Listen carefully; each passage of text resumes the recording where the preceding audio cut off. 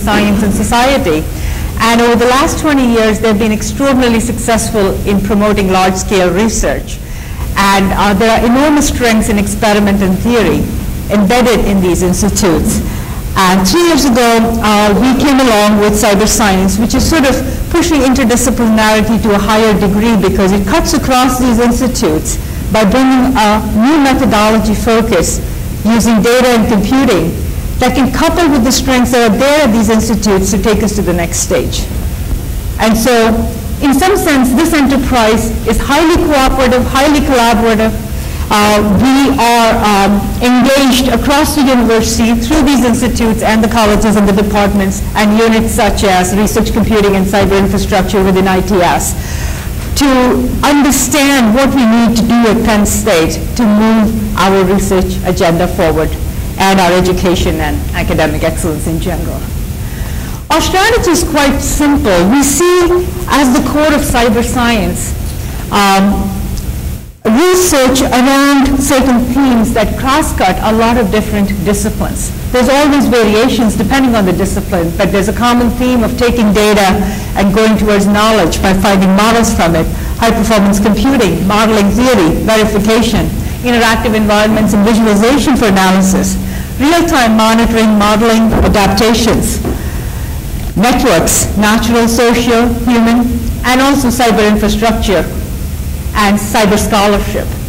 And what we really want to do is align these methodology ideas with grand challenges facing us in society and science around issues relating to the environment, the energy, materials, health and human development, life sciences, all the other institutes at Penn State that focus on these large interdisciplinary challenges.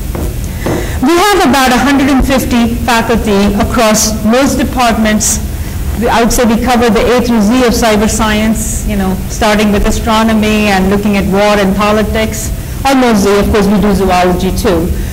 And we have representation in almost every aspect of cyber science. Our challenge is to take that representation and the innate strengths that we have and coalesce them to the next stage so that we can do something bigger and better than what one individual or a very small team of researchers can do. And that's the challenge, I think, that all of us are facing at our institutions.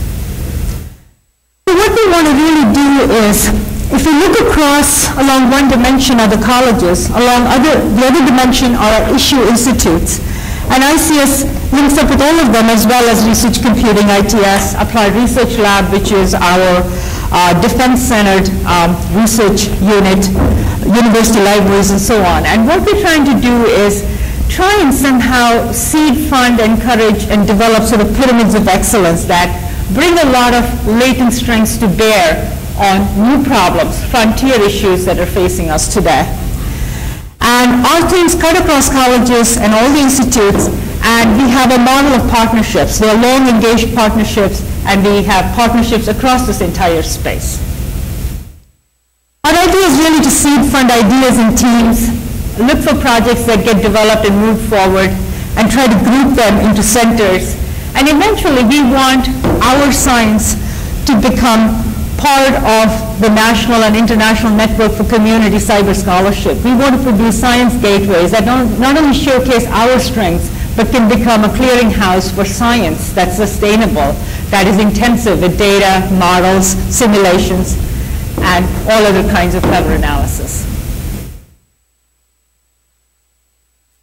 Chemistry, this picture is from one of the Penn State frescoes. If you have time and you go out to Old Main, look at the landing around the staircase. There are beautiful frescoes talking about the land grant mission. That's chemistry, and it still means chemistry to me. But today, we're really talking about chemistry that's very data intensive. It's about data to discovery. It's combining decades of experiment, simulation, and publication and doing integrative studies that you could not do otherwise. And we have strengths there. We have the ChemXCR project, and Lee Giles is actively involved in it along with several chemists, and Lee Giles also does other kinds of citation networks and collaborative cyber scholarship efforts, and he'll be talking to you a little later today. And they are really looking to change the face of chemistry and its applications For example, for nanocellulosic research, for new forms of bioenergy of the future. And also cyber-enabled learning and innovation, because it's not just about the research enterprise, but moving forward the training of the next generation of our students. Engineering design. Well, long ago in India, I thought engineering was the ultimate thing, and well, T-squares, pencils and stuff. I never was good at it. I think that's why I became a computer scientist. But engineering design now is very digital, highly digital. It's about visualization, simulation, remote collaboration, robots, all kinds of smart devices, printers, and virtual design studio is the way of the future. We have strengthened the space, and that's all the facilities we have around campus that can be agglomerated towards the virtual design research and education enterprise.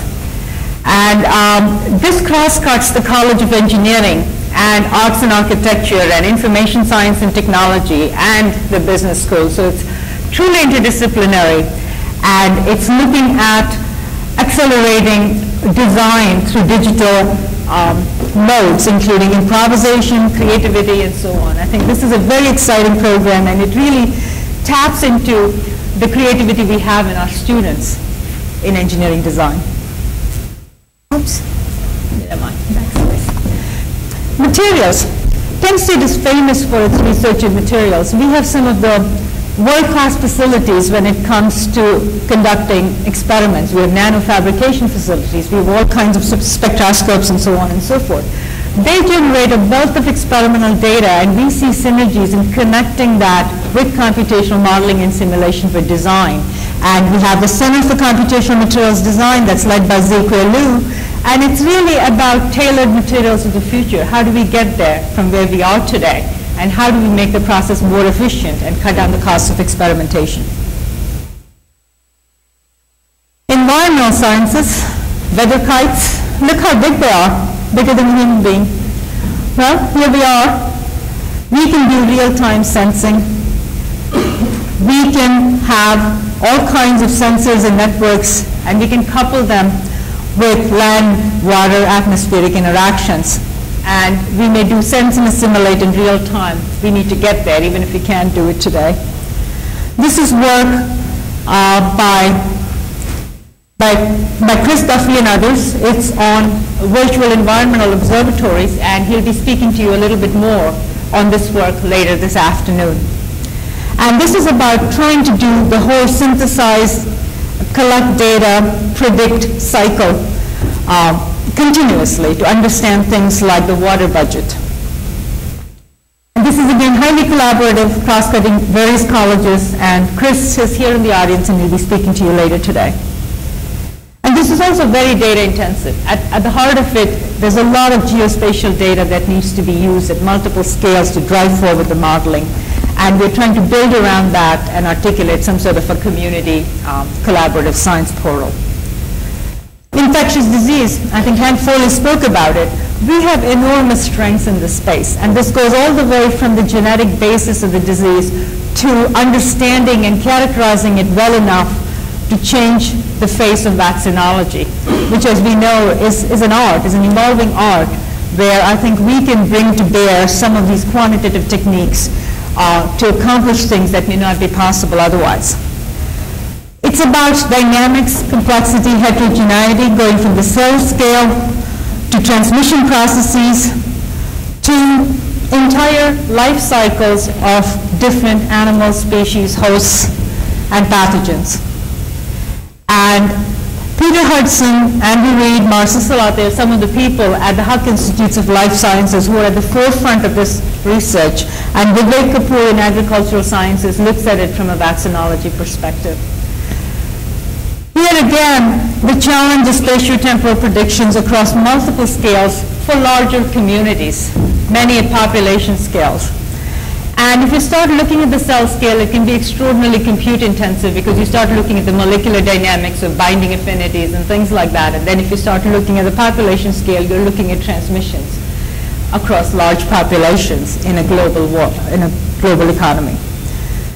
And that's what is shown here in going from the protein to the pandemic, as Peter says.